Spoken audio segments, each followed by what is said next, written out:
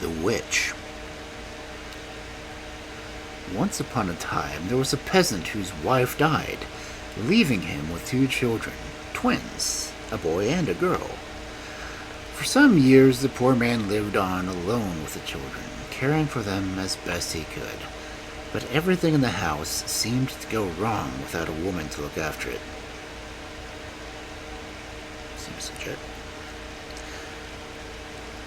And at last he made up his mind to marry again, feeling that a wife would bring peace and order to his household and take care of his motherless children. So he married, and in the following years, several children were born to him, but peace and order did not come to the household. With more kids,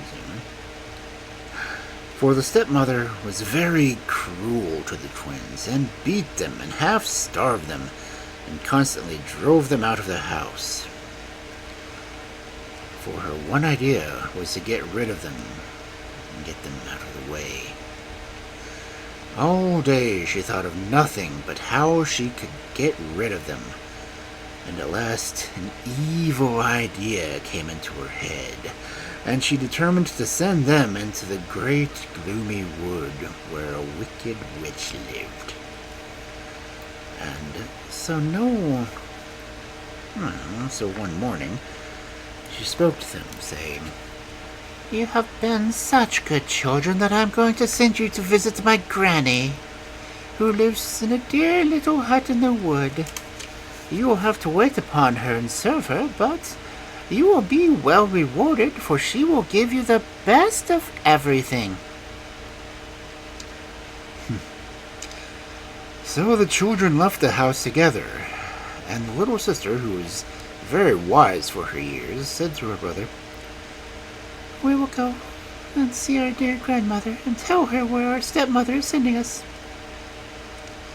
And when the grandmother heard that they were going, she cried and said, "You poor motherless children, how I pity you, and yet I can do nothing to help you.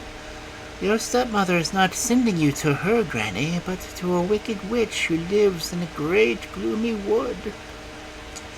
Now listen to me, children. You must be civil and kind to everyone, and never say a cross word to anyone, and never touch a crumb belonging to anyone else. Who knows if, after all, help may not be sent to you."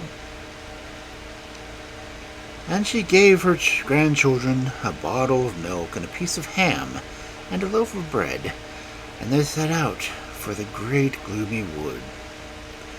When they reached it, they saw in front of them, in the thickest of the trees, a queer little hut, and when they looked into it, there lay the witch, with her head on the threshold of the door, with one foot in the corner and the other in the other corner, and her knees cocked up, almost touching the ceiling.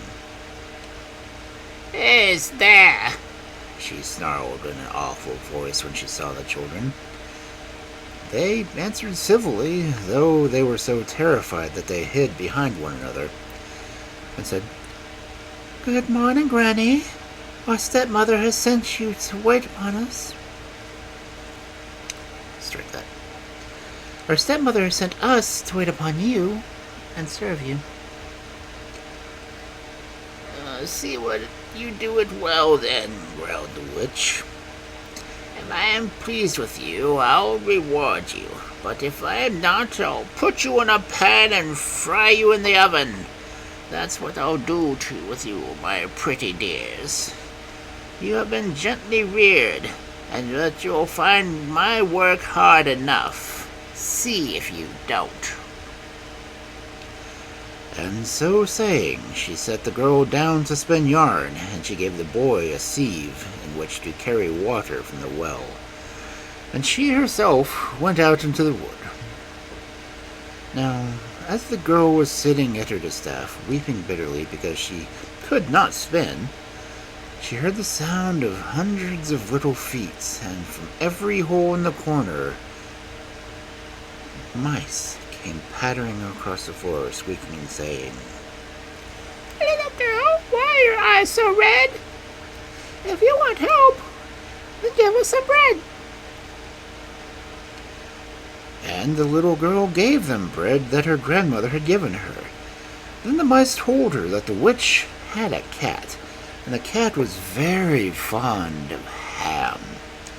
If she would give her cat the ham, it would show her the way out of the wood, and in the meantime, they would spin the yarn for her. So the girl set out to look for the cat, and as she was hunting about, she met her brother, in great trouble because he could not carry water from the well in a sieve, as it came pouring out as fast as he put it in. And she was trying to comfort him. They heard a rustling of wings, and a flight of wrens alighted on the ground beside them. And the wren said, "Give us some crumbs, then we need not grieve, for you'll find that water will stay in the sieve."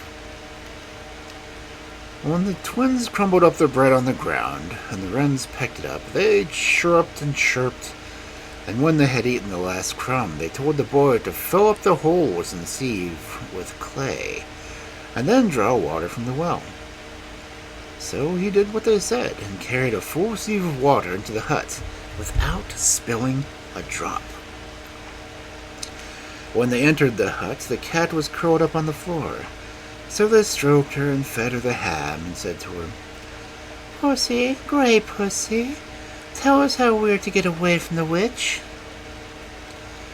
Then the cat thanked them for the ham, and gave them a pocket handkerchief and a comb, and told them that when the witch pursued them, as she certainly would, all they would have to do was throw the handkerchief on the ground and run as fast as they could. Because as soon as the handkerchief touched the ground, a deep, broad river would spring up, which would hinder the witch's progress. And if she managed to get across it, they must throw the comb behind them and run for their lives. For where the comb fell, a dense forest would spring up, which would delay the witch so long that they would be able to get away safely. Then the cat had scarcely finished speaking when the witch returned to see if the children had fulfilled their tasks. "Well, you have done well enough for today," she grumbled. "But tomorrow you'll have something more difficult to do. And if you don't do it well, you pampered brats, straight into the oven you go." Half dead with fright and trembling in every limb, the poor children lay down to sleep on a heap of straw in the corner of the hut, but they dared not close their eyes, and scarcely ventured to breathe. In the morning, the witch gave the girl 2 pieces of linen to weave before night, and the boy a pile of wood to cut into chips. Then the witch left them to their tasks and went out into the wood. As soon as she had gone out of sight, the children took the comb and handkerchief, and, taking one another by the hand, they started and ran and ran and ran. And first they met a watchdog who was going to leap on them and tear them to pieces. But they threw the remains of their bread to him, and he ate them and happily wagged his tail. Then they were hindered by the birch trees whose branches almost put out their eyes. But the little sister tied the twigs together with a piece of ribbon, and they got past safely, and after running through the wood, came out into open fields. In the meantime, in the hut, the cat was busy weaving the linen and tangling the threads as it wove, and the witch returned to see how the children were getting on, and she crept up to the window and whispered, "Are you weaving, my little dear?" "Yes, Granny, I'm weaving," answered the cat.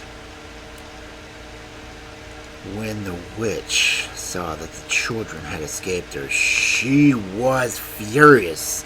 Hitting the cat with a porringer, she said, "Why did you let the children leave the hut? Why did you not scratch their eyes out?"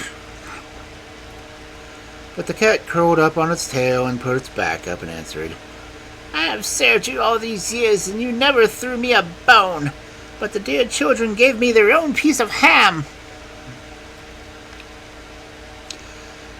Then the witch was furious with the watchdog and with the birch trees because they had let the children pass. But the dog answered, "I've served you all these years, and you never gave me so much as a hard crust. But the dear children gave me their own loaf of bread." And the birch rustled its leaves.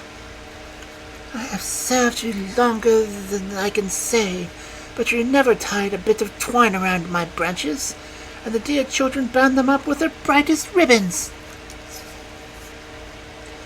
So the witch saw there was no help to be gotten from her old servants, and that the best thing she could do was to mount her broom and set off in pursuit of the children herself.